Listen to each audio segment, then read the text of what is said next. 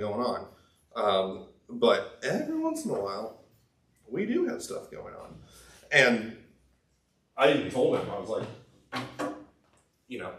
one of those things that's going on is funerals. And today we were planning 2 funerals.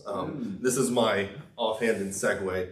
If you don't know, Serena passed away yesterday evening, early evening, late afternoon. So services for her and Evelyn are being planned. We'll get all the information out for both of them as time goes on and is therefore appropriate. But I figured...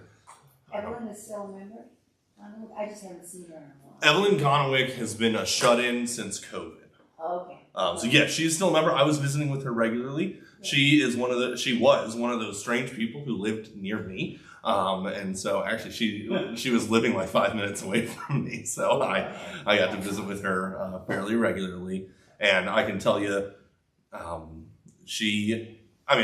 we say it all the time, right? They're much better off than they used to be. But she had been anxious to get back to Rudy. And so now the two of them are together. And, so that's She used to be our photographer. We have scrapbooks and scrapbooks of pictures. Oh, I heard she was that, and I believe it because in her unit she had maybe 3 bookshelves that I could in her main area that were floor to ceiling photo albums that she had. So yeah, I will say it was near the end. It was interesting because her memory was starting to go, and I know her and Rudy had been married for an extremely long time. And the last time I visited her, she said, well, we were married for 80 years. And I said, I don't think so. I don't. It was closer than you'd think. They were past their 70th anniversary. Really? Yeah, well, and she also thought that,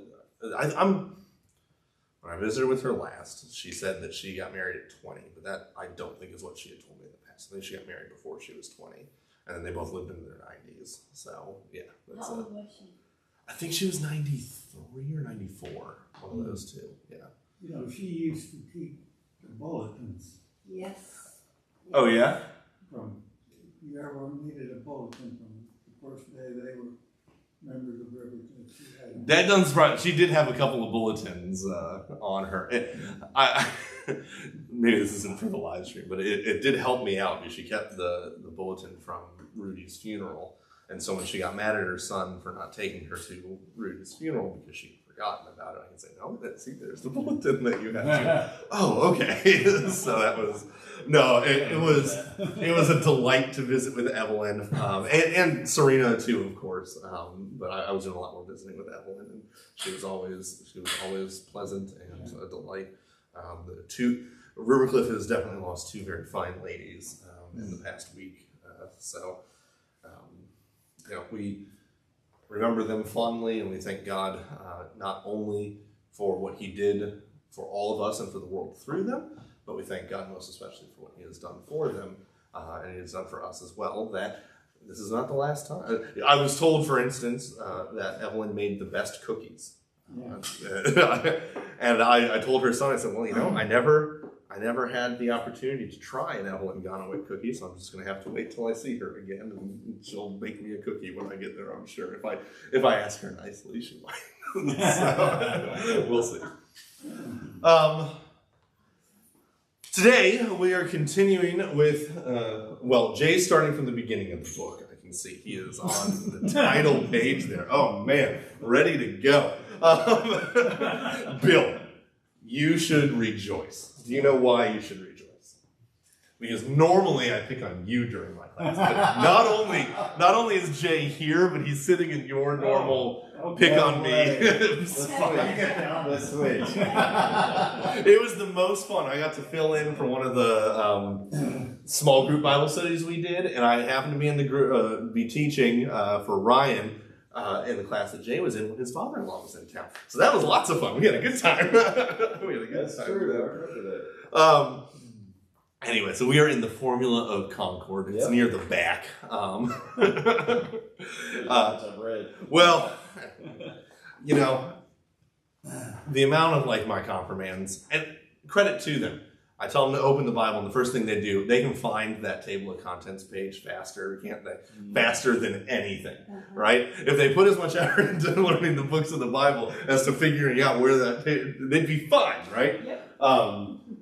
Nothing wrong with table of contents, right? In fact, this is a complete non sequitur. When I was in undergrad studying history, I was told something that was surprising. They said, one of my professors asked me, what is the most important part of any book? And it was the table of contents. Do you know why? Because when you're doing history work, basically what you do is you go to the library and you find 87 books that are all that thick about whatever it is you want to talk about. But you don't care about 99% of those pages. You care about like 20 of those pages. And you need to find out, one, if those 20 pages actually exist in that book, and where those 20 pages exist in the book. So read the table of contents, and you save yourself way more reading. So, very important page there. We're in the Formula of Concord. We're making good progress through this. We are in Article 7 today, the Holy Supper of Christ. And I'm going to reconfirm something I said last week, one of these theories that I had, that I think the Reformers got to Article 6 and then called it for the evening, right? And they came back with the Holy Supper of Christ. Because we kind of start a new unit here. Up until this point, we've been looking at a lot about who man is, what is the makeup of man, how does man interact with God and work in this world before and after faith, right? From original sin to good works, free will, all that kind of stuff. Today, we begin a shift into a more Christological emphasis. We're looking more for the next number of articles. I'm not sure, since I haven't prepped the whole class out yet. But a new shift into kind of issues that are connected and surround Jesus and who Jesus is. So you might think, well, Article 8 is the person of Christ. So why aren't we starting our unit that centers around the person of Christ with the article on the person of Christ? And there is a good reason for that. They go into more details in the Solid Declaration, but there was a controversy, a mini controversy, right, since that's what the formula was all about, among the people putting this together as to whether or not this article should have been included at all. Because unlike the articles we've been dealing with, there isn't a controversy in the Lutheran Church at this time concerning the Lord's Supper. The Lutherans all agree on this, and we aren't fighting with one another. So why do you put this article in a document that is about making peace among Lutherans who are fighting with one another? Well, this goes back a little bit to some of that historical stuff that we talked about right at the beginning of this class. Jay, it's all on the podcast. You can binge it on your way. Okay. Yeah. You'll be able to get most of the way through it when you drive back down to Orlando the next time James needs you down there. So it goes back to some of this historical, the historical situation that surrounds the document. If you remember, the Formula of Concord follows what was known as the Peace of Augsburg, which is where the German princes basically agreed that whoever is in charge of a region, he gets to decide if his people are Lutheran or Catholic, and that's just that, and we're not going to fight each other about this thing anymore, right? Because we've been fighting about this for far too long, and the Ottoman Turks are encroaching, and we need to stop killing each other so we can kill them instead, right? Classic late medieval, early Enlightenment sort of European stuff. Well, remember that there are not two religious Christian denominational factions in German Europe at this point in time, right? There is the Lutherans, and then it's the Catholics, and there's another one. Remember what it is? It's basically the Calvinists, although they're going to be called the Zwinglians here. The phrase Calvinist hasn't caught on to the same extent as Zwinglian, especially about this controversy. But yes, for our purposes, Zwinglian, Calvinist, same thing. These are kind of the radical Reformation Reformed, Calvinist, Zwinglian groups. They were not included in the Peace of Augsburg because basically the Catholics and the Lutherans both thought the radical reformers were off their rocker and weren't worth talking to anyway. And so, what was happening? Do you guys remember? Well, what happened if you were a prince? Remember, prince is just like city mayor kind of thing. And you were a Calvinist. What did you do after the Peace of Augsburg? Join the Lutherans. You didn't join the Lutherans. You crossed out Calvinist on the church side and you wrote in, cheap paint Lutheran underneath and you went, there we go, done with that, right? That's why this article's here. It's not because anyone who, as they will say, theologians who receive, acknowledge, and profess the Augsburg Confession. None of them are in disagreement on the Lord's Supper. But there are people who have the name Lutheran plastered across their churches, their castles, all of that, that do disagree with what we believe about the Lord's Supper. And for that reason alone, the Reformers said we need to include this just to kind of put final nails in coffins as we are not part of this group. You can tell the solid declaration for this section reads differently than the other ones. Most of the ones we've run into so far, with some exceptions, are kind of an expansion on the points made. The solid declaration for the Holy Supper of Christ is a history of the arguments and what the confessions have said and why, if you don't agree with us, you're just not a Lutheran, full stop. So it kind of reads differently because they're trying to accomplish a different thing. And it actually begins with a conversation. Some of us thought we didn't even need to have this in here, but it's good, right, and salutary for us to do so. That being said, so with all that in mind, we do kind of start off a new unit here. But do not worry, because I think maybe it's just this article, but the Reformers are more full of sass than they have been so far. We have some real great little one-liners here. You kind of get the frustration straight out the gate. The Zwinglian teachers are not to be counted among the theologians who accept the Augsburg Confession. Done, right? Let's see, what did I put here? We aren't Zwinglians, we don't like them anyway, is my note on this whole opening section, right? We're not them, we don't like them to begin with. And that this is not controversial in the true Lutheran Church. It's just people who have begun using their name, so they have to kind of set the record straight, sort of thing. Good. So before we dive in, any questions about introductory stuff or stuff that we've covered so far before we dive into what exactly is the controversy surrounding the Lord's Supper?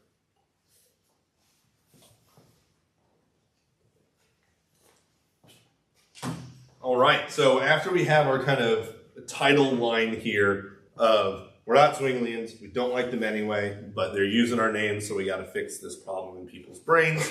The formula moves back into its regular rhythm here. Status of the controversy, affirmative statements, negative statements. And so you'll notice that the status of the controversy here is actually quite large.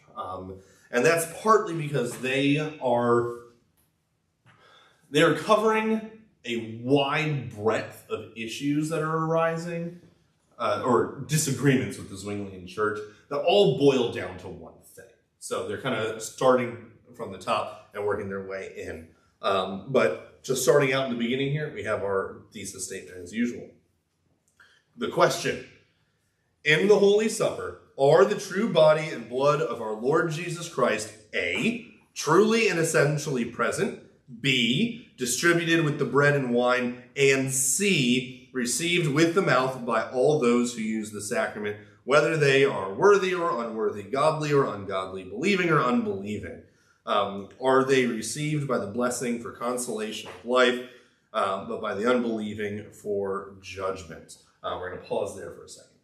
This is not multiple choice. These are the three major points, right? And then here, again, we have a little bit more of the sass of the Reformers. The sacramentarians say yes, or say no, we say yes. Done. Right? And then we're going to talk more about it, right? So before we kind of dive into the arguments here, do we know what the question is, right? So we have three parts. Is that a hand up or you're ready to notes? Okay. So Lord's Supper, the body and the true body and blood of our Lord Jesus Christ is first truly and essentially present. So what does that mean? You all know what this means. It's just phrased in a way that's not super typical. We're eating the true body and true blood of Jesus Christ. Right. So, and I mean, kind of the way we tend to talk about this more is that the body and blood of Christ are in, with, and under the bread and the wine. Right. Very classic Lutheran position on this. The fight, by the way, and we're not going to go through the whole history of the arguments here, but shortly after the Reformation kind of got going, you do have Luther and then Zwingli, who is another one of these kind of major reform figures, although he's on the kind of radical Reformation side. And the two of them got together at, I think it's the Marburg Colloquy, something like that. I don't know. These all have crazy names. They're not crazy. They're just German towns, but they're hard to remember for me. So wherever it was, they got together, and I think they had 13 items. They said, if we can agree on these 13 things, we are in accord with one another. We can say, hey, we're friends. They got through 12 of them. And number 13 was, the body and blood of Christ are truly present in the Lord's Supper. And Luther and Zwingli could not come to terms in this. And they would sit, this is kind of a legendary scene, right? They would sit at this big wooden table, and the two of them would argue back and forth with one another. And this would go on and on and on and on and on. And eventually, near the end of the evening, Zwingli was arguing his case, and Luther pulls out his knife, which is not an uncommon thing to have on you, right? He pulls out a Swiss Army knife, right? And just starts carving on the table.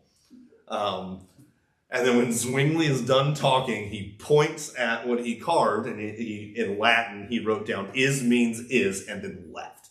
And he said, we're done, right? We cannot come to an agreement on this point. That was the last time the two of them ever spoke, basically. Can't come to terms on this one point. Never the two shall meet again, right? There were attempts, and that's what the Altered Augsburg Confession and that thing with Melanchthon kind of tries to do, is bring these two groups together. But the closest we ever got was at that meeting between Zwingli and Luther. It didn't work out, and we haven't been in agreement with them over this since. So what did Zwingli think? We're going to get into a lot of these arguments, but in short, Zwingli, I don't know his precise position. I know that Zwingli gets teased a lot at the seminary. He's like one of these big bad guys of history. And he didn't end well. He was a Swiss theologian, and technically his body, in theory at least, is in the Alps. That's where they caught up with him and killed him, and the Catholic Church did. But they didn't want a grave for anyone to go to visit, so they chopped him up into little pieces and kind of scattered him across the Alps. Yeah. People were super nice in Europe. Right? I mean, like this is kind of par for the course kind of stuff, right? Off the Catholics. Yeah, well, at least not back then, right? Not when the Swiss Guard. Yeah. I mean, they still have pikes, right? But back when the pikes were like, the Swiss Guard were. I mean, I can't use the words I would like to use.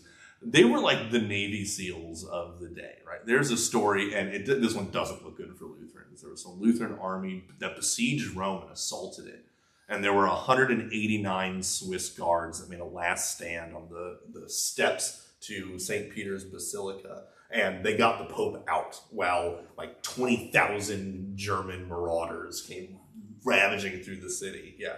There's a really cool song about it. And it's like the one time I'm like, yeah, go Catholics, get those Lutherans. It's a really good song. It gets you really fired up, right? No, you did, this is like, you don't mess with the Swiss Guard. And he messed with the Swiss Guard, or the Swiss Guard came to mess with him. Right? It was more of what happened. And yeah, bad stuff happened after that. But that's how Zwingli met his, and Luther got to die of old age. So, not saying that one is just inherently better than the other, but no. So the issue, like I said, I don't know off the top of my head Zwingli's precise position, but what comes by the time of the Formula of Concord is you had this group known in Lutheran circles and Catholic circles too as the Sacramentarians. By the way, the Catholics would call the Lutheran Sacramentarians. Again, this is basically heretics against the sacrament, right? So where that their theological error is in how they view the sacrament. And so, like I said, we'll hit some of the Catholic points get mentioned here as well. But the idea is that rather than Christ's body and blood being truly present in the sacrament, it is in one way or another not physically there. And this is what that truly and essentially present is. We didn't use the term essence when we talked about original sin, did we? Or we used nature there. Nature and essence are not quite the same, but they're pretty close. And so the idea here is, well, we'll just fast forward to phrases that we hear often today, although they're going to make some distinctions here. We say that the body and blood of Christ are truly present. The people who kind of are around today that believe these sorts of ideas, they might say that the body and blood of Christ are spiritually present.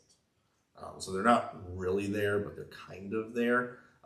We're going to get into what the Reformers thought about that position in just a minute here. And in fact, a wonderful segue. No, actually, we're going to hold it off. So, because we got two more little points to hit here. So, truly and essentially present in, with, and under bread and wine, right? Distributed with the bread and wine. This is part of this part didn't make it as much into modern terms, but you will rarely hear it. And I should, maybe I did.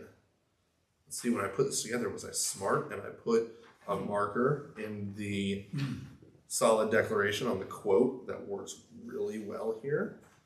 No, I didn't. That was a mistake. Anyway, this idea that when you take the sacrament, you should direct your attention not to the things you are receiving, but as they would say, turn your eyes upward into heaven where the true presence of Christ is.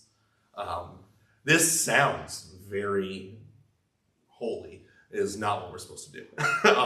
And I do this with the confirmands when I start teaching them like the mechanics of how to receive communion, and when we talk about the common cup specifically, right?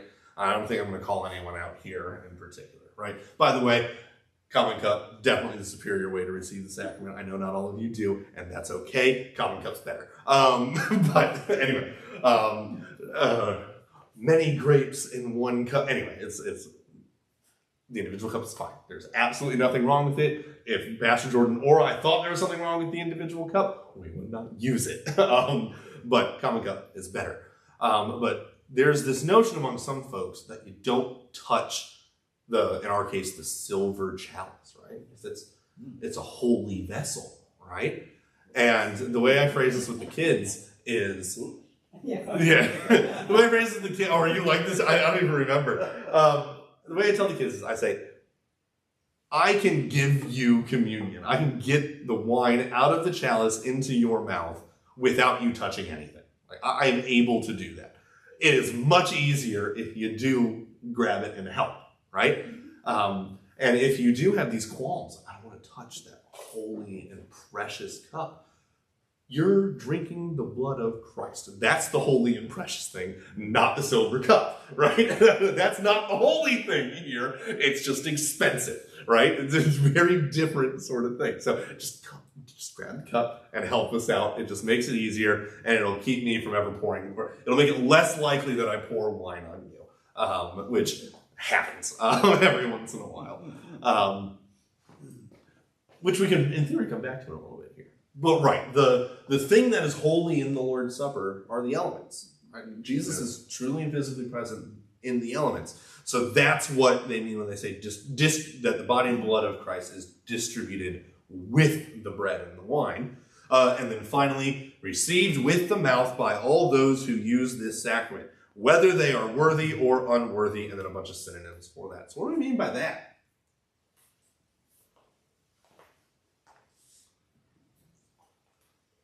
I guess if you don't think that it is the true body and blood of Christ, you're still receiving it. Exactly. You get the body and blood of Christ, whether you believe it's there or not. And I mean, that's a significant thing. So we're going to, right? That, by the way, is just a part, since that's not really the major, it'll come up here, but it's not the major thrust of what's going on in the article. This is part of the reason why we guard the rail. Because if you're are they received by the believing for consolation in life? What a wonderful thing. But by the unbelieving for judgment. We don't want to do that part. So we guard the rail. Right? And again, the sacramentarians say no. We say yes. Keep it simple. Right? We get the sense that these guys are kind of tired of dealing with this issue. And to be fair, both of them have written extensively on this in other books. So they are probably just, like I said, we're kind of managing things as we go. So good. Questions there? I kind of do, but I don't Yeah. want to come across as believing in transubstantiation. No. So for what it's worth, Jay, and I've mentioned this before, this is your first class, so it's okay. Yeah. This is the place to get your heresy out. It's allowed here, right? Okay. Just like heresy's allowed at seminary, right? You do your heresy in seminary, someone says, that's heresy, and you go, oops, and you fix it, right? So you're good. So we ordered the wafers and the wine from, say, Amazon. Yeah. We're not ordering, it's not there stating this is the body of Christ and the blood of Christ. No. So it comes when? That is an excellent question, yeah. Jay. So what you're asking is, when do the bread and the wine become, or not become, that's the Catholic version. When does the body and blood of Christ enter into them? Right. We'll just...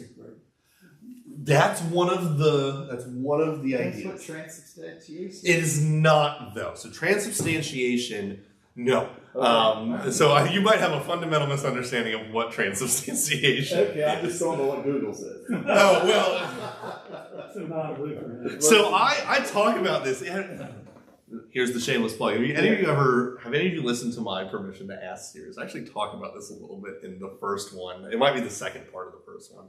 But about how every once in a while people Google check me while I'm teaching. And I say, it's a good thing, good to keep us on our toes. I'm glad you're engaged. Yeah. I said, but every once in a while, Google has an answer that I know fundamentally is not correct. And then we have to deal with that. Okay. No. So what the Catholic Church teaches in transubstantiation is that, and this is where I want desperately to teach you all Platonic philosophy.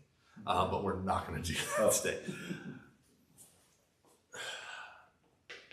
The best way to understand it is the Catholic Church teaches that in the words of institution, during the consecration, the bread and the wine stop being bread and wine in every way except how your senses interact with it. So it still tastes like bread and wine, still looks, smells, feels. Which one am I missing? Anyway.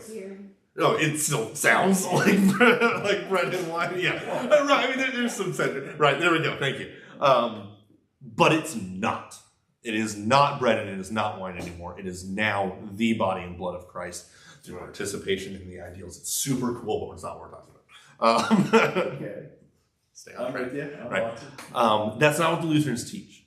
The Lutheran Church does not agree with transubstantiation. Mm-hmm. What we teach is that what you're receiving is in every way bread and wine. And it is also in every way body and blood.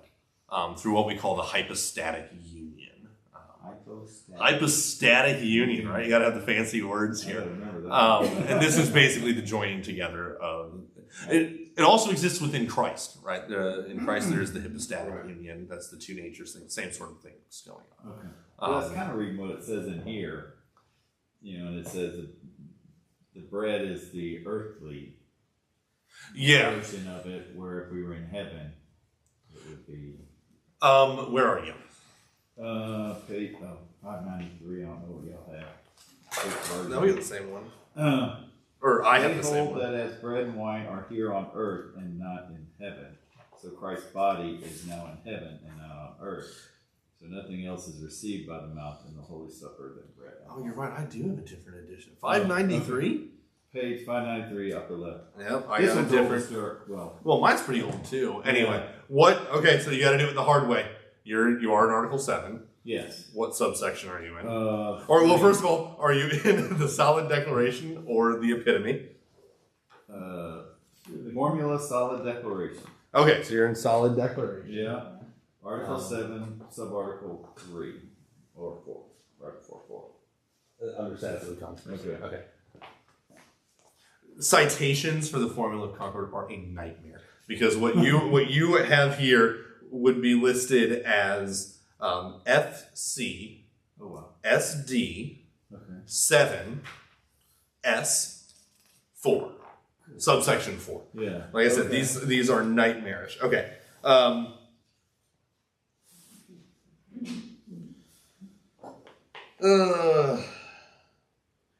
So that's why I was wanting to know. And see, now I'm not finding the part that you. I mean, I'm where you are. It's just a big subsection. So,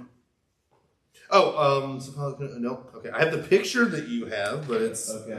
It's right on the next. Oh, you made it. Say the beginning of this again. Okay. For they hold that as bread and wine are here on earth and not in heaven. So Christ's body is now in heaven and not on earth.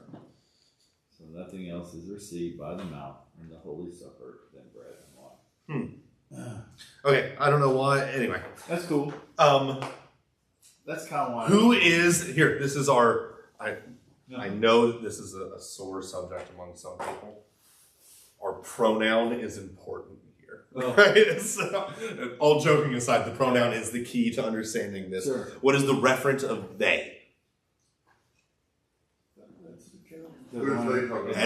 He's presenting the Calvinist position.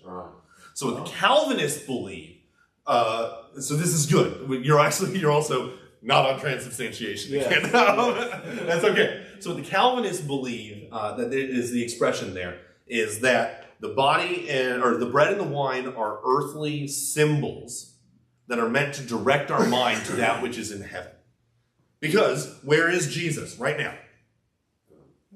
Jesus has ascended into heaven. He is still there until he returns, right? So the Calvinist argument goes, so we'll go back to two natures in Christ kind of stuff. And Judy, we did this with the conference, you remember? I'm like, I just talked about this. I couldn't figure out when. Jesus has a human body. Human bodies, as one of the qualities of a human body is that they are what we call locally present, right? They have a location, right? Jay, you are there. You are not over there. You are not in Florida right now, right? You are there. Jesus has a human body. Human bodies have local presence. Jesus, right now, his body is in heaven.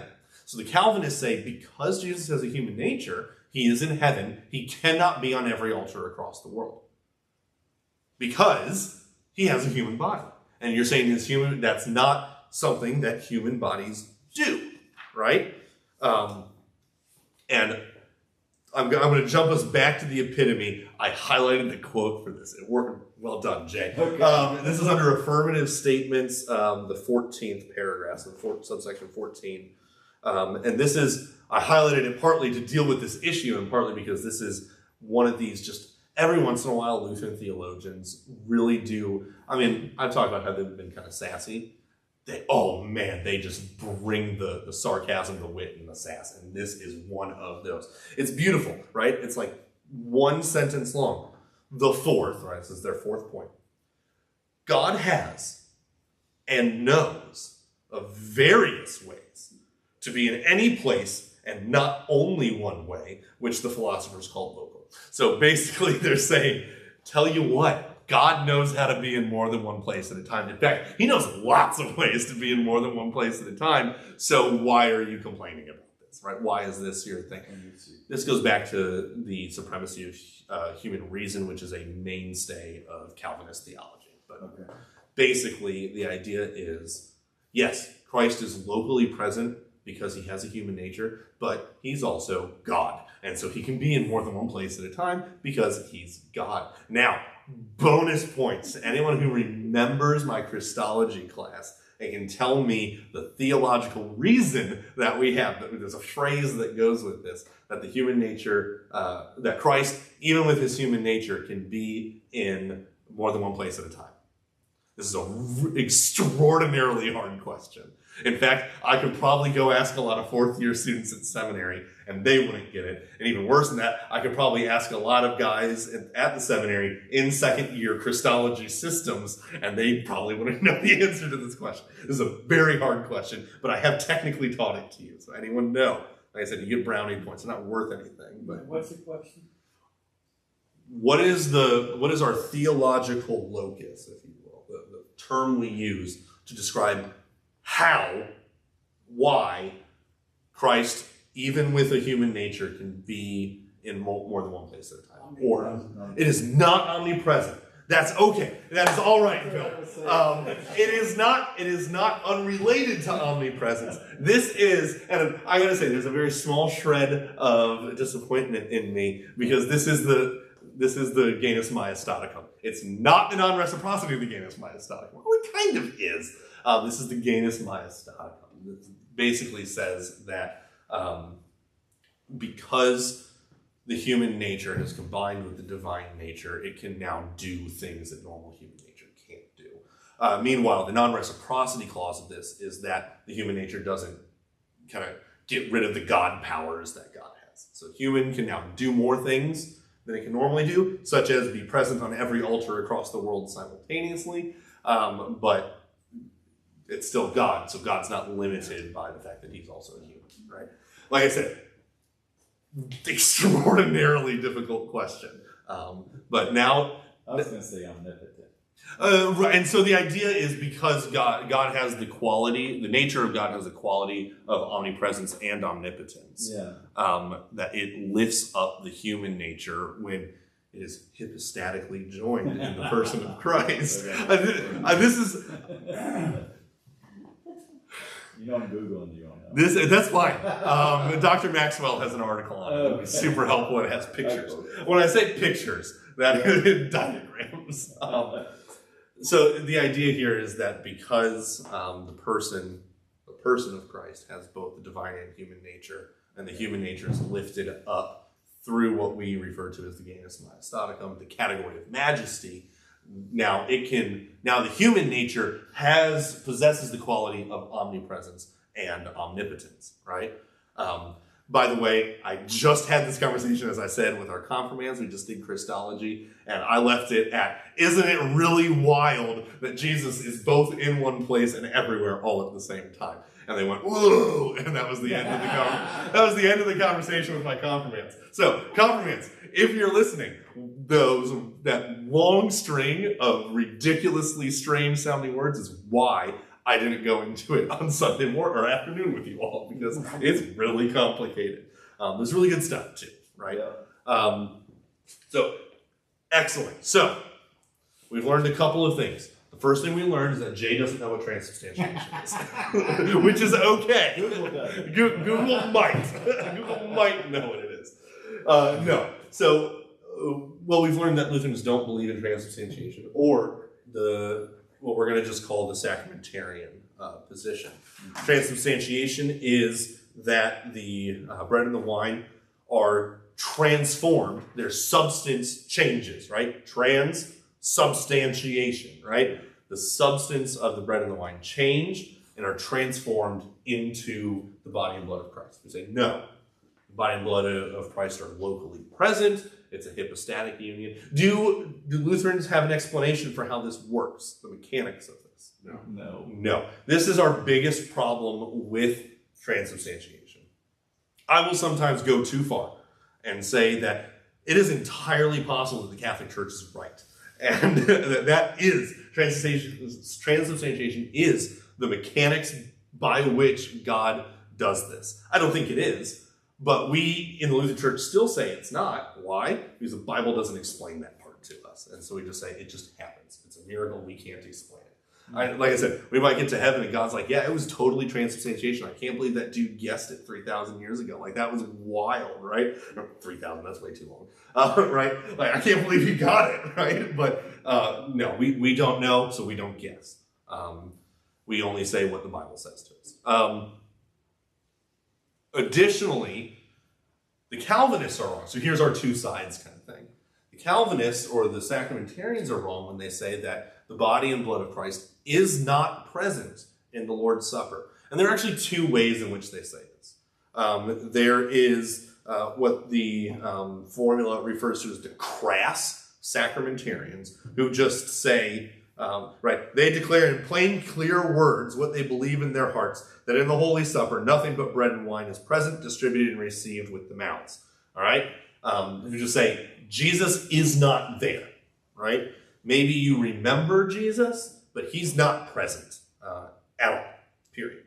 And then there is, what's the phrase? This is more of the sass phrases that they got. Oh, the crafty sacramentarians, which is what the formula of Concord calls them.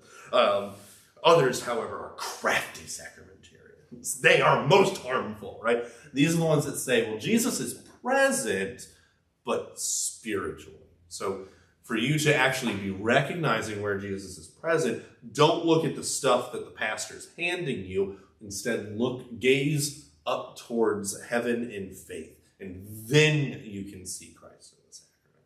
What the Lutherans say here is those two are the same position, but one of them is trying to lie to you, basically, which is why the Reformers are, it sounds worse, right?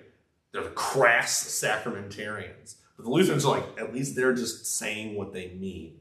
It's these crafty sacramentarians that are trying to use words that sound okay, but are essentially the same thing, right? This is pushing ahead, but I think it's a good place for us to kind of hit this. What's the problem if Jesus is only spiritually present and we have to turn our gaze up towards him rather than the elements in front of us? What's the issue?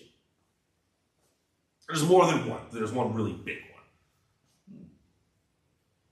Well, he said this is Okay. my body. So we're just not listening to Jesus. That is a problem, right? And that is listed under one of these. You gotta love this, right? It's the second one, so 12. No, it's not in 12. I'm way too. It's number 2, so 7. We believe, teach, and confess that the words of Christ's testament are not to be understood in any other way than the way they read, according to the letter, right? It's like, you gotta love that. It's like, we understand what Jesus said based on the words that he used, right? And they go on to say, he is not talking figuratively here. He's not talking spiritually. That's made abundantly clear. And they have lots of reasons why it's not just us guessing. Right? They go on to say, everyone who talks about this in the Bible later is taking Jesus literally.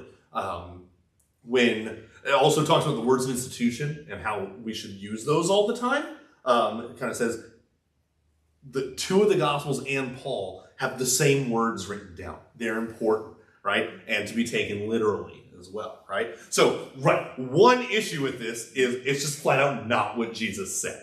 And so that's a problem, right? We're believing something that is not what he said. But that's not the one that I'm looking for. Like I said, there's a lot of issues here. What's another one? Or what's a big one? It is perhaps the most Lutheran reason of all. Well, when I hear spiritual, I think of the Holy Spirit. So Jesus is present.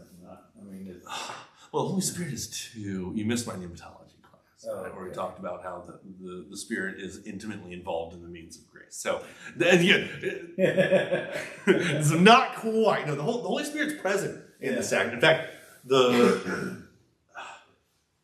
you can almost say that the sacraments are the tools of the Holy Spirit. That is not sacraments, the means of grace. So it is the sacraments, but it's also the Word these are the tools that the Holy Spirit uses to shape us, right? And specifically in the Lord's Supper, the second person of the Trinity is also locally present, right? So he's part of all the companies in heaven. Yeah, yes. Ooh, this is cool. Judy's going to go crazy since we're talking about this, and she loves this part. Sorry, Judy. Do you know what I'm about to say? What, I'm sorry? Do you know what I'm about to start No, referencing? no. Oh, okay. She will in a second. Look, let me do this. Let me see if you can finish the sentence. When we talk about communion, we talk about how Jesus is both host and meal, right? Judy loves this stuff, right? So Jesus is both the host of the supper and he is the meal in the supper, right? So yes, into that sense. But no, that's not really our issue. The word spiritually is not the issue. You got a guess, Judy? Oh, no, I'm just thinking, to me, if it's not the body and blood of Jesus, why bother? Okay, so part of it is you're not receiving forgiveness of sins, right? We need to talk about that. So that's a big issue. Does it have anything to do with him being the sacrificial lamb and actually partaking? No, I don't think so. What I'm driving at here, like I said, it's the most Lutheran reason of all, and you're all going to understand it when I say it, right? Is if you must turn your attention to heaven to spiritually connect with Jesus, who's doing the connecting? You are. You are. It is now a work that you are doing. We have turned what is meant to be God's grace into something we must do. We have to, and again, the reformers go on and on and on. We have to prepare ourselves, right? We need to get ourselves, and it's outward, what is it? Outward preparation, as Luther says in the Small Catechism, is a good thing, but it's not a necessary thing. If you must prepare yourself or if you must witness and recognize that it's God, that Christ presents spiritual, you need to prepare yourself to do that. You need to, it turns the sacrament as not something that Christ is doing for you, but something that not that you're doing for Christ, but you are the actor, not the receiver. You're the one who needs to do something to make this sacrament function, right? So that's where like the rubber really meets the road here, and it becomes a big problem, right? You have something? Someone gave me a look. Question. When do the consecrated elements cease? Oh, man, I started that question forever ago. We never even got back to that. So we haven't even decided when they become the body and blood of Christ. If we deal with that with all together. Yes. Okay. So let's back up. Like I said, we started this. We never actually finished the discussion. So when does the hypostatic union in the Lord's Supper occur, right? At what point does it stop being bread and wine only, and it is now bread and body, wine and blood, right? When does that occur? There are two main arguments in the Lutheran Church that I think one has more merit than the other, especially from a confessional standpoint, but they are both valid. One is that the bread and the wine, the in with under thing happens during the words of institution, during the consecration of the meal. The second, and by the way, this view is known as the consecrationist view, right? The second view is that transformation, I'm using quick words here, right, takes place when it is received by the individual. This is known as the receptionist view.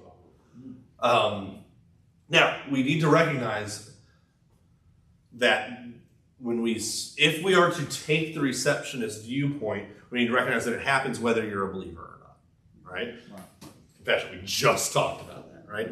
Which, to my mind, kind of removes a lot of the motivations behind the receptionist viewpoint.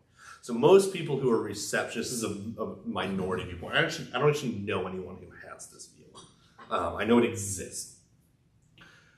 A lot of the motivation behind the receptionist viewpoint is to get people off the hook for taking the sacrament unworthily, It's like, well, it doesn't, the in with under thing doesn't happen until someone who's faithful and believes in it receives. Like, well, you just made it a work on your own now, so that's problematic, but it's kind of used to soften some of Paul's language. For what it's worth, I lean towards the consecrationist viewpoint, but I'm not going to fight anyone over this thing, right? It seems to me that not only the consecrationist viewpoint seems to fit the biblical framework, right? Better. Like I said, we don't have the Bible says this is when it happens, so we don't have a direct word here, so it is unclear. But not only does it fit better, but this is, I guess, really with Pascal's wager. So this is a philosophical thing from about Luther's day, a little bit after. Pascal, who his wager was this. He said, it was about whether or not God exists, or God of Christianity, right? He says, if I wager that God doesn't exist, and I am wrong, I go to hell. If I am right, I gain nothing. If I wager that God does exist, and I am wrong, I have lost nothing, and I have gained everything. So it's a really bad argument for Christianity, but it does exist, and you will hear people use it every once in a while. This is my Pascal's wager around the Lord's Supper. I'm safer if I just assume it's happening sooner, right? There's less room for error in that standpoint. So I lean towards the consecrationist viewpoint on that. To your question, Jude. The question is when, so we've kind of tackled, at least in part, when does the union occur? The next question is, when does it stop? So at what point do the bread and the wine return to just plain old bread and wine? So what do you guys who aren't an altar guild think? Because Judy already knows my opinion on this because we've talked about it in the altar guild. Because as you might imagine, this is a big deal for altar guild. This is an important thing. Well, I just wonder, someone told me this, is you don't just pour out the wine. Why not? Because it's like the blood of Christ.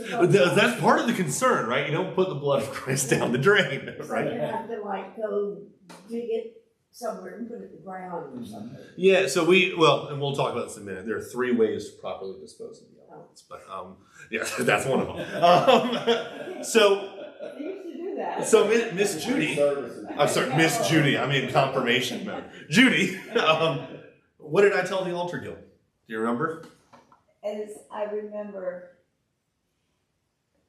it, On the spot. I don't know, there's so many different kinds of thoughts. The way we deal with it with altar guild is that once the veil is put back over, and we move it to the back, we always treat it with respect, but that it technically no longer is to the best. Oh, see, that's not what I think. I think that's what Pastor Jordan. That's probably what Pastor Jordan said.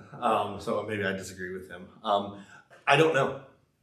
Right? He if that's his position, he doesn't have biblical backing. Well, the hardest thing is, and you're right, we do take the line. Well, one way or the other, you treat it with respect. We do the same thing with the baptismal water, and there's baptismal water. I heard this on a podcast where people who are not Christians at all were arguing about what was and was not holy water, and they thankfully. One of them started Googling stuff and was basically like, we pagans don't know what we're talking about at all. And it's like, thank God for that, because it was painful. Like, I'm not Catholic, but good Lord, that was painful to listen to, right? So it's not holy water after the baptism, but we treat it respectfully because it was used for a holy purpose. No, my view, and the one I've been pushing with the altar guild at least, is that we don't know. We don't know. It could be that when the veil is put back over, then it stops being joined with the body and blood of Christ. Could be that it doesn't. Could be not. It's not until it's destroyed, right? Or it ceases being bread and wine through whatever process, right? And so either way, we do have 3 different methods of properly disposing of the elements used in communion. Jay already got one. Mm-hmm. You just consume it all, right? You just eat and drink the leftovers, right? By the way, this is where the whole thing about drunk priests comes from. It means they just finished it. Well, they were also the only ones drinking the wine during the service, so that's neither here. That's a whole other problem we'll get to. But that's kind of where this comes from. Which, by the way, argument against transubstantiation, because you know what doesn't get you drunk is the blood of Jesus. You know what does get you drunk? Wine. Anyway. Oh, that's good. Well, it's not though. Oh, I mean, sounds good. it's tongue in cheek. It sounds good. Here's where the Plato thing comes in. The accidents of wine will still get you drunk. There we go. We dealt with the argument. It's not that strong an argument. Right? Isn't there a story about Martin Luther when some spilled on the floor? Oh, just in general, yeah. And licked it up. Oh, absolutely. Well, because it's Jesus' blood. Yes. So that's why they. Well, we can talk about that in a second. We can talk about why the one element sort of thing. No, we're talking about disposing of the wine, Mm. but you also have the wafers. Yeah, so the wafer You eat too. a basket of wafers. What was that? You eat a basket of wafers. Were you the one? No. Okay, that was an accusation. What's my what? I had someone at the altar. It was around Christmas one year. Came up to me with about 8 wafers, and they said, "Pastor, we dropped these on the ground. We don't know what to do with them because what we do with our leftovers is we reuse them. Right? That's our go-to. Yeah. And this was before I'd been going over a lot of stuff with the altar guild and kind of making sure everyone's on the same page. So I think it might have been Kathy Bale. This seems like a Kathy Bale story. Came up to me with at least 8 wafers. And we're like, "Pastor, we dropped these on the ground. What do we do?" Because, man, that patent, wafers just want to fly in every direction. They do not want to stay on that thing. It is very difficult. And I looked at her. I was doing something with the AV. I said, "Here, I'll take them." I stacked them up together and I ate them. I said, "That's what you do with it." I said, "If you drop it on the floor, just bring it to us." You may notice every once in a while, we try and be sneaky about it. But Pastor Jordan and I, if anything's dropped and we notice it, we eat them. And usually the way this goes is whoever has the patent will sneakily put it on the altar. And I think he and I have a thing of pride about this because he'll just eat it if he notices it. I'm like, no. Anyway. Right. I don't know if that's true or not. But so you put it on the altar. And sometimes we put more than one on the altar. And then when we come down, we palm them. And then we put them in our hand. And then just to keep up the appearances, Pastor Jordan and I kind of put our hand over the other one. No, it means nothing, right? But we do it anyway. I remember we did have one year that I think it was him. He dropped a wafer in a .7. He had to dig it out of there.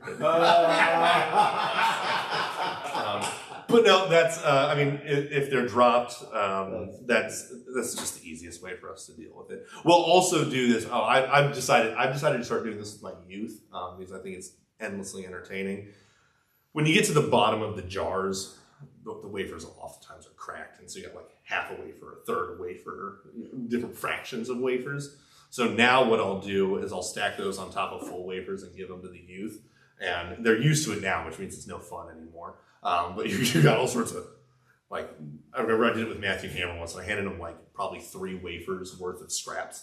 And a full one, right? I wanted to make sure he had the full one too. And he was just fine, right? But yeah, we'll do that with the scraps too. And we even go so far as the purificator. If there's wine on it, which there is always, but sometimes we wipe it up, we take it home and the water that it is washed in is put to it. Yeah, so the third option, which we haven't hit yet, is you put it back in the earth. That's where it came from, that's where it's going, right? I actually, not too long ago, I had my communion kit. I was going to take communion, and I realized that I still had 2 wafers in there when I had just put a bunch in. I didn't count because I was doing a bunch of visits. And I was like, well, these are old, and they've been sitting in my car because I forgot about them. So I don't want to give them to shut-ins. So I put them out on my railing, and probably a bird ate them at some point. And this sounds wrong, right? This sounds like, well, that sounds disrespectful. When the birds eat it, well, have I got a coincidence for you? What was that? We eat it. Well, yeah, but you're not a bird, Jay, right? Or a worm even, right? Today's Bible in a minute is 2 Samuel chapter 6, which is the only time I'm going to know the citation of this. This is Uzzah and the ark. Do you know this story? So David's bringing the ark back, not from the Philistines, but from like the shed it's been kept in since Saul's days, because things were bad for a long time. And how did they move it back? No, that's what they were supposed to do. They were supposed to put it on poles to prevent exactly what happens. They put it on a wagon, right? They're also kind of scared of it because, like, the last time it was not in the shed, some people opened it, and then really bad stuff happened. And they looked inside, and then, like, the whole town got wiped out by a plague. And then they put it in a guy's shed. It's like, just leave it there. So they put it on a wagon because they're kind of scared of the thing. And the wagon, or it says the oxen stumbled. They hit a pothole. And what happened? Ark started falling. And so Uzzah, one of the priests, what does he do? He's not letting the Ark of the Covenant hit the ground. He goes, pushes it back, God smites him. Bam, dead. And interesting, I've not noticed this one before. And it says, and David was angry with the Lord. It's like, yeah, see how well that's going to work out for you, buddy. Right. And then what David does, and this is also something I haven't quite, or I don't remember, David's like, don't want that in Jerusalem. God just smote someone for touching it. And so he puts it in another guy's shed, and that guy starts getting blessed like crazy. So he's like, oh, never mind, bring it to Jerusalem. And then he gets in a fight with his wife over, like, dancing inappropriately. The Bible's a really weird book sometimes. But this is, yes, I'll tell you. What's the issue? Uzzah made the mistake of thinking that he was holier than the ground, right? The ground, what would have happened? The ark would have hit the ground. What is the ground supposed to do? It's supposed to catch things that fall on it, right? That's how God designed the ground to function. This seems very basic, right? So the ground would have done exactly what God designed the ground to do, to catch the ark as it fell.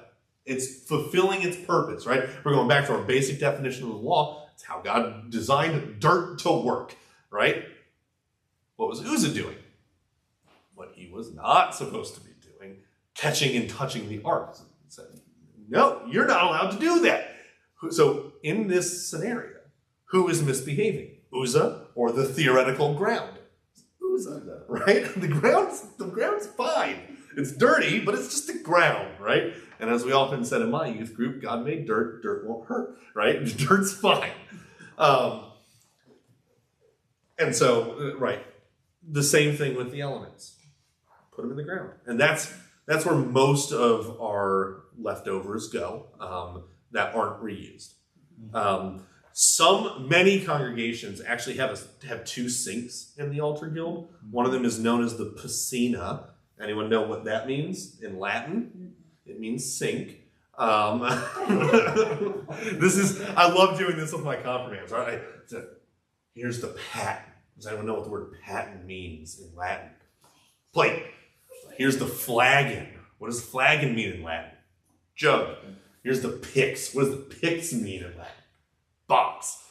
Here's the chalice. It means cup, right? All these have very fancy names. It's just cup, plate, box. The trays are called trays because we didn't use those back when Latin was a thing, right? Piscina just means sink. A piscina is a special sink that drains not into a sewage system, but into the ground directly. It's a pipe, goes straight into the dirt, right? Do any of you know why we don't have a piscina here? Sandy Springs prohibits it. Building codes won't let us do it. You cannot have a drain that does not tie into a sewage system in Sandy Springs. And because we're not Catholic, and Catholics get a lot of exceptions because they're like super uptight about a bunch of stuff. Like technically, did you know a priest can't be called as a witness for something he heard in confession? Meanwhile, I can because I'm not a priest and I don't require you to buy. It's not a religious requirement that you have to come and talk to me. This is said last week. Yeah, I gotcha. They still have to subpoena me, Jay. Right? You're good. Yeah, I mean, and this always causes grief among fourth years. We split up into two camps.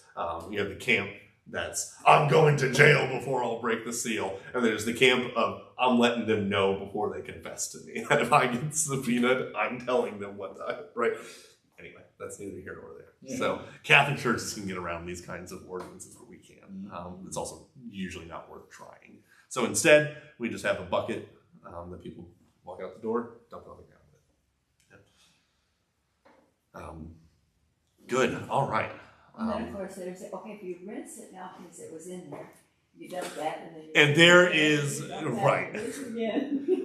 And what I like to remind the altar guild is there's a point at which you just say, God, I've done what I can.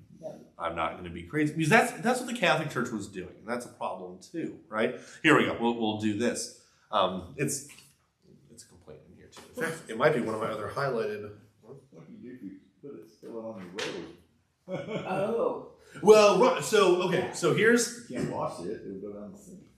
So, well, if you spill it on your robe, in like the Luther era of the church, you put that robe in the Holy of Holies and you adore it, along with the unused element. So in Catholic churches, they put the unused elements in a special box called the tabernacle. And they put that tabernacle in something they call the Holy of Holies, and you can go sit and adore the elements.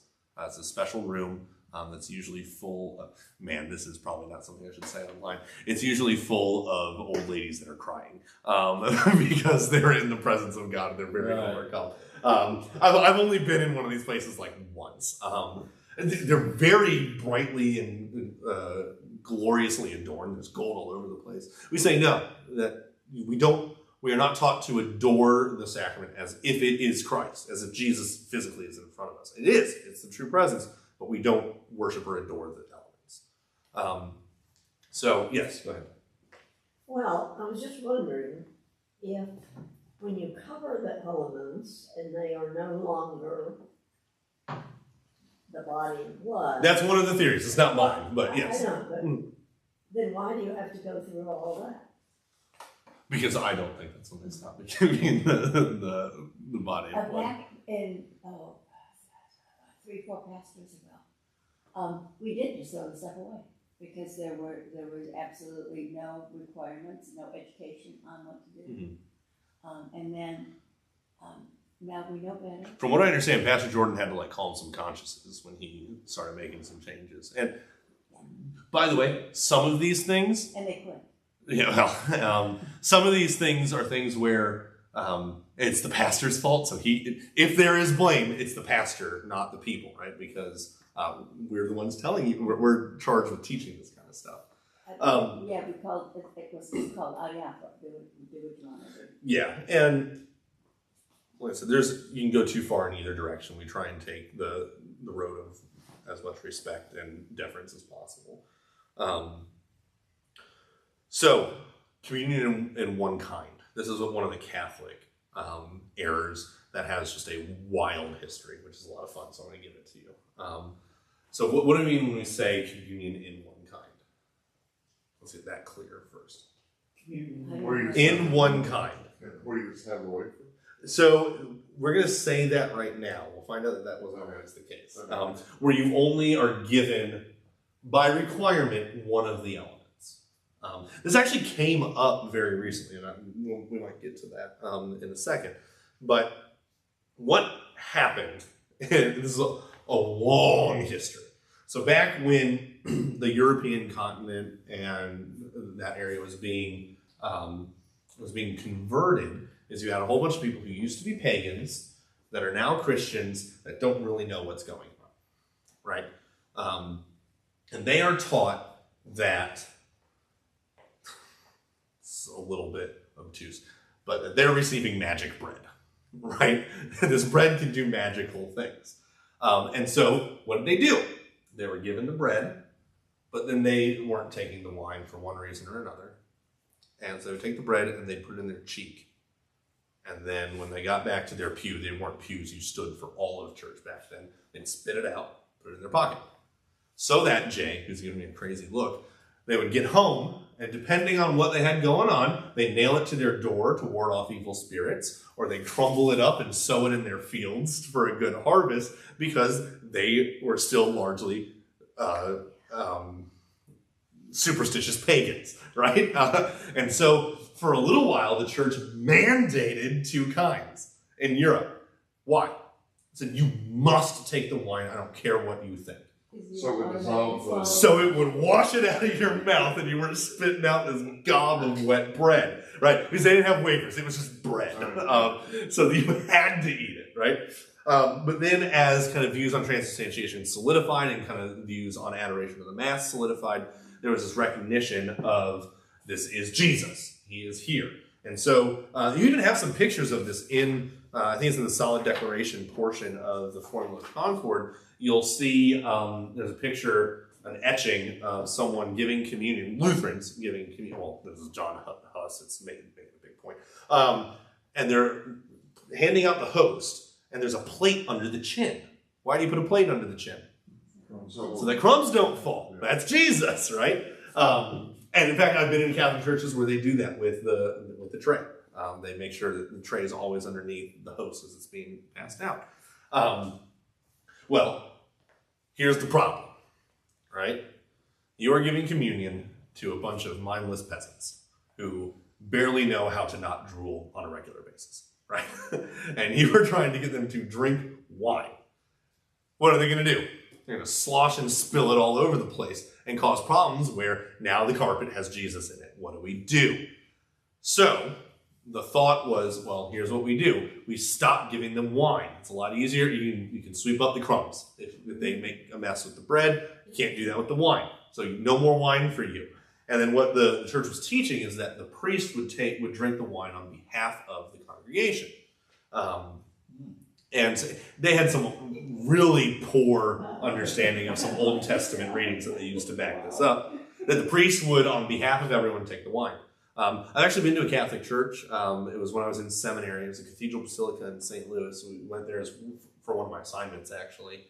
And the bishop there he only did communion of one kind. He drank 2 chalices of wine, one at the beginning of communion and one at the end on behalf of those present.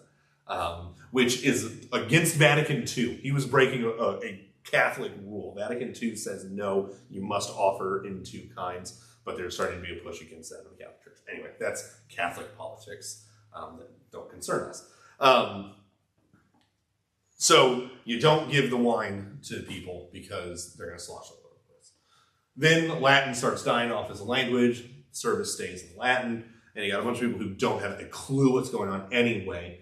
So the Catholic Church eventually, by the time of Luther, said the priest will receive communion entirely on behalf of the congregation. And so the priests, all of the priests present, any monks present, any educated, learned churchmen received communion on behalf of the common people present. This, by the way, is where you hear the smells and the bells. This is where the bell part comes in.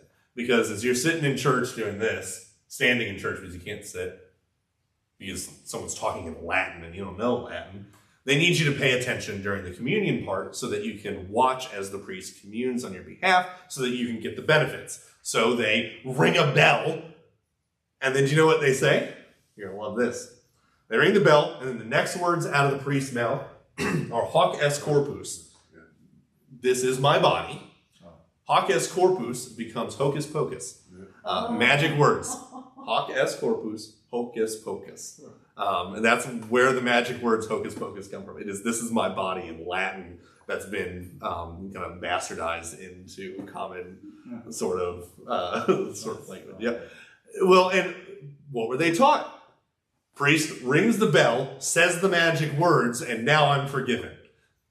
Right? Because he said that and then he ate some stuff. And he finished his little spell. It's probably not what most of them were thinking, right? And now I'm forgiven, somehow. I don't get how. Luther and the Lutherans come in and say, this is a really big problem. Absolutely not. And so Lutherans mandate, we mandate the availability of communion in 2 kinds. Do we require communion in 2 kinds?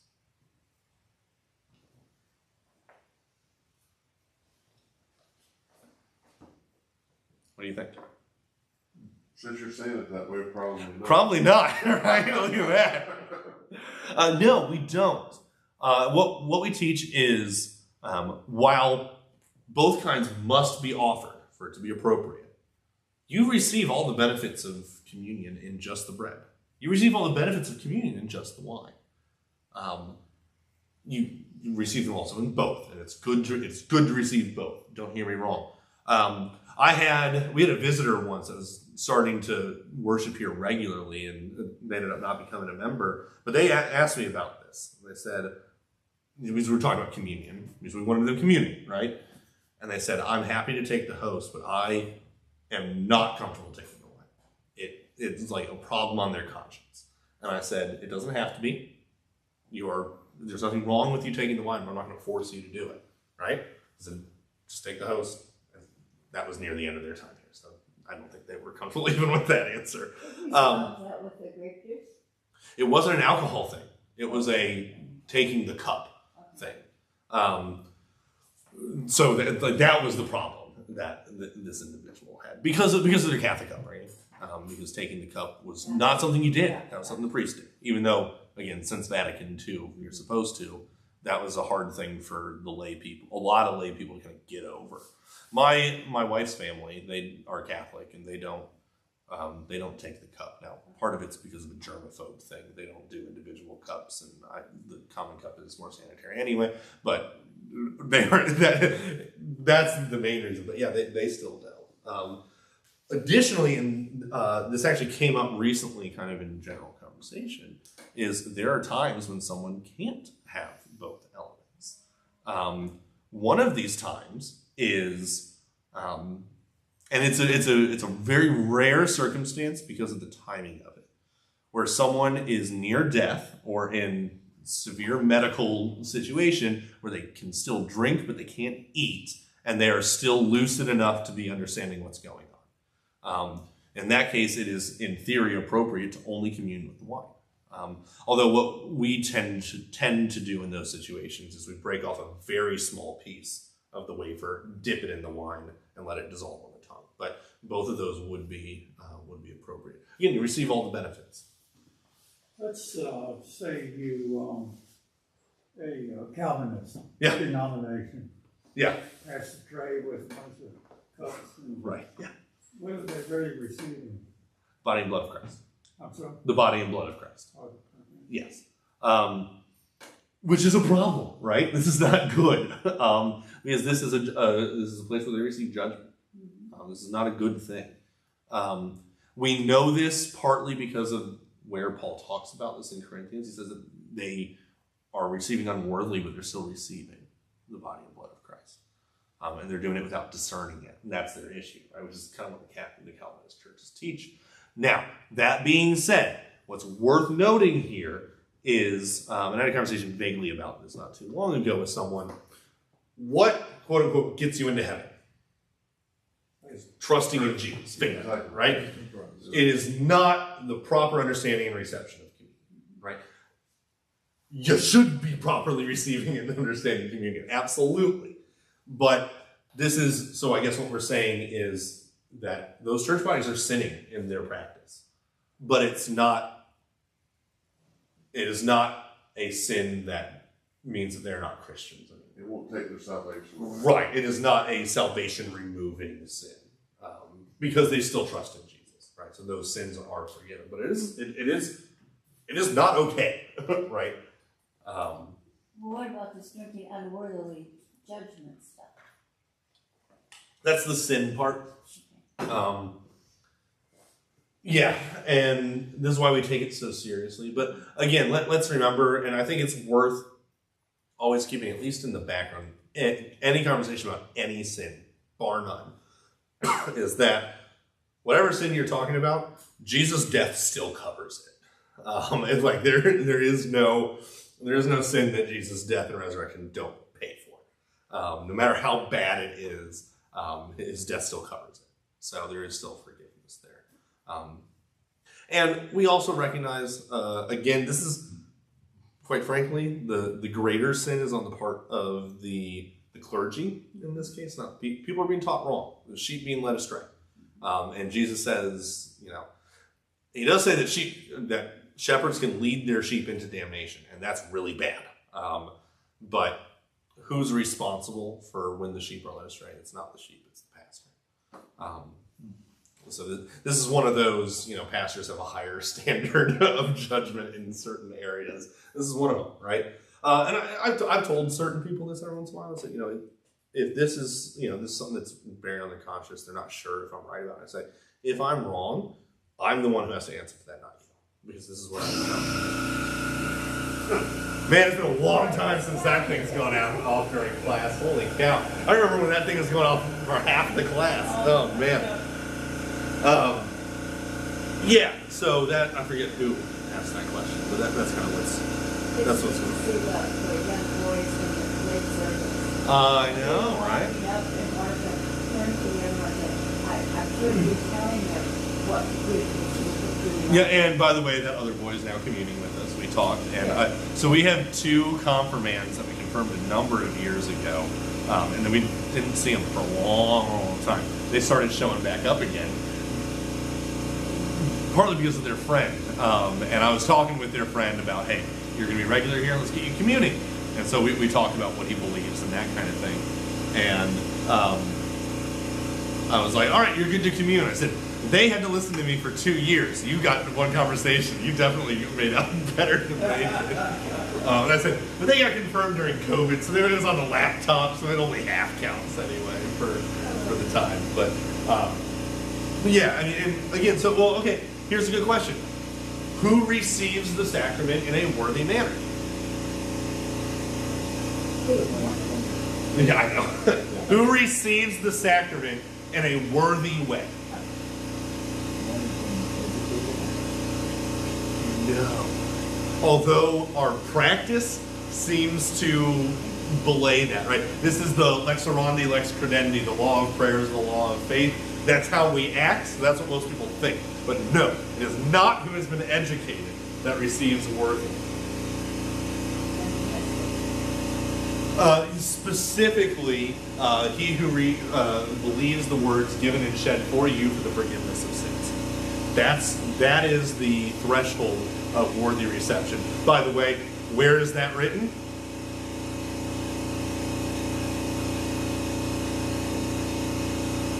Small Catechism. That one's in the Small Catechism.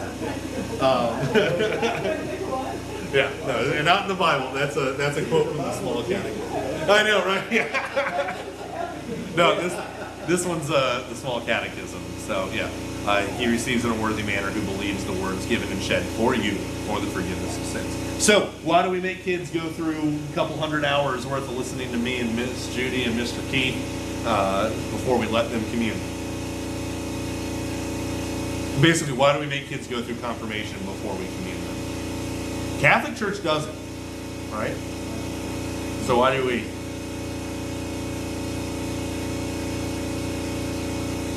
Depends on who you talk to as to what answer you're going to get for this. You don't believe in what it's doing, you're damned. Right, but you don't need to, very specifically, you don't need to understand it to believe it, right? What are you practicing supposed to mean? So, well, part of it is you do need to believe it, Yeah, right? And part of it's also that communion is a place where we confess our unity of faith. And so it's like I said, quite frankly, if someone comes to me from a Catholic church and says, I would like to be here and commune, I would say fine. Like, what you believe about communion is close enough, because they recognize the body and blood of Christ, even if they don't know all the details worked out. But the criteria at that point is you can commune here if you are not communing in a Catholic church. Because we're not in fellowship with the Catholic Church, right? And communion is a confession of fellowship and joining the Lord. Just because you might be aware of this issue that came up, it kind of went the other direction not too long ago, where Lutheran pastors who are never completely unreasonable about things decided that some of them would not commune at circuit and district events for theological differences. Do you know what the Synod's official policy is? The official policy of Synod in a resolution at a synodical convention is if a member of synod, which is none of you, by the way, maybe you, I don't know where you stand. To be a member of synod, you got to be in like certain positions. Pastors are one of them. You're a member of a congregation that's a member of the synod. But if a member of synod is at a synodical function at any level and refuses to commune, that is de facto separation from the synod. That is you saying, I'm not part of this synod anymore. Now, it is not saying I've committed a great and grievous sin and I'm not willing to say sorry for it, so I'm not in a place from a confession, like a relationship with God. That doesn't count. Also, it doesn't count, which is, I'm sure, a good thing. I don't know how the conversations at our district headquarters go. This doesn't count the guys that peace out before the worship service at the pastors' gatherings. That doesn't count. It is the people who show up to these things and say, I disagree with you about something, so I am not communing here. The synod has officially said that is de facto separation from the synod. And that those grounds for getting kicked out. I don't know if anyone's actually been kicked out about it, but like that, it's a big deal, right? Because well, I know. You in that chair is why I mentioned it. So because I had a feeling that you were aware of it. Yeah. So, because community is a place that we walk together. And that's what synod means, is walking together. And we say, in the LCMS, we share a confession. Doesn't mean we agree on everything, right? Go talk to put 3 pastors in a room, you're going to have 3 opinions on a lot of stuff, right? But it means that our position, the things that we agree with, the big things we agree or are close enough in agreement, we can say everything else is stuff that we can work out some other time, right? So that's kind of a part of this communion fellowship, right? I am not part of the synod. Okay, so you're not an official member. Okay. This was weird to me when I was in seminary, and some professor was like, all right, gentlemen, we were 4th years, like, you're a year away from being a member of the synod, so you should know some stuff. I'm like, hold on. I've been a member of the LCMS since I was like an infant, right? He's like, no, you weren't. You were a member of a congregation that's a member of synod.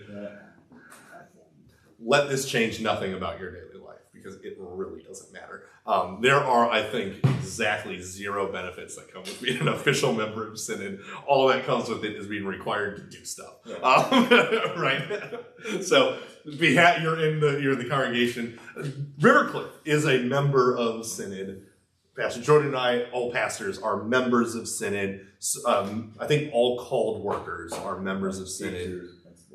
If they're called, yeah. And then there's a few other categories in there. Just think at a synodical convention, you have non-members voting on affairs of the Senate. But are they, though? I was going to say. Technically, no. You do not have non-members. So have you gone to a synodical convention, Bill? Yeah. All right. When you cast your vote, who were you casting a vote for?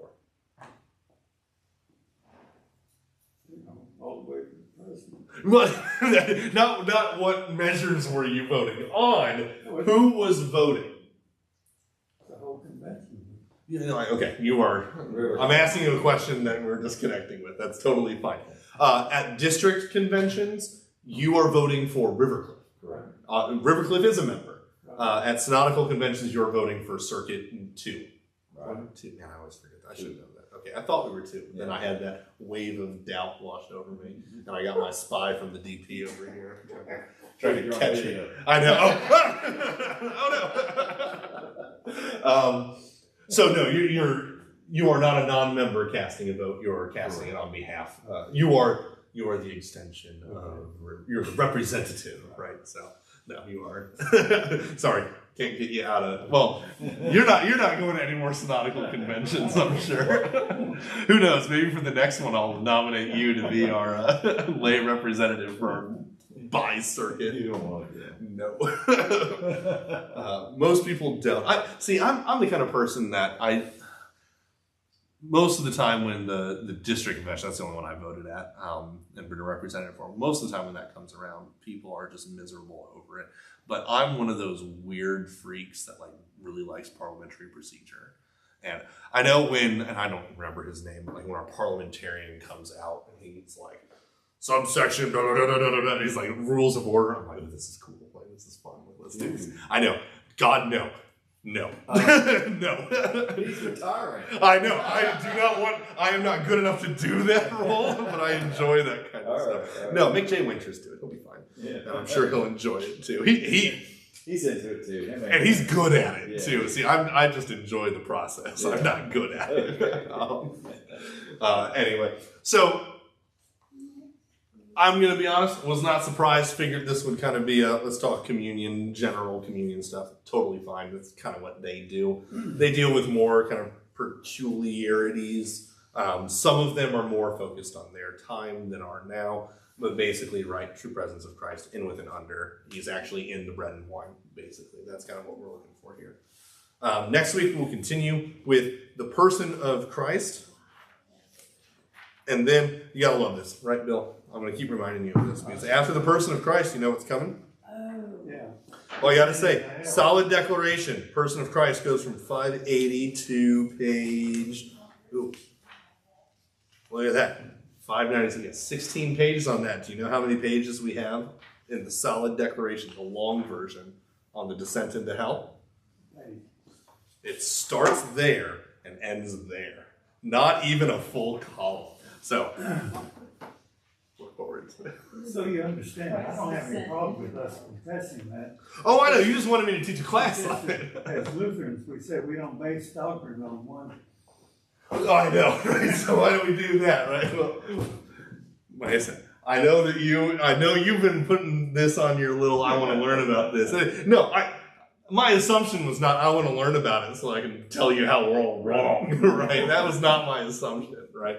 But finally going to get to talk about it, and perhaps you'll see why I'm not doing a full class on that. Just one, but I'm giving you a full session. Okay. I'll tell you that. That might be the shortest class I've ever taught here. But unlikely, let's be honest. All right, let's then close with the Lord's Prayer. Our Father, who art in heaven, hallowed be thy name.